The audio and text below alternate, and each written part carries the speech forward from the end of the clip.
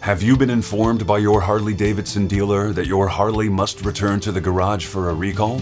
You purchased a 2017 Twin Cam or a 2018 Milwaukee 8 model recently, but there are some components of the clutch cylinder that must be replaced, yet you've only had it for at least a year. It's imperative that all those affected by the recall action must go to their dealer. However, you can save part of the installation costs when you install the new Müller Hydro Clutch in this process. The Müller Hydro Clutch is a newly developed clutch device for Harley-Davidson models with hydraulic clutches. With this device, your lever will be easier to pull by 45%, which is incredibly unique.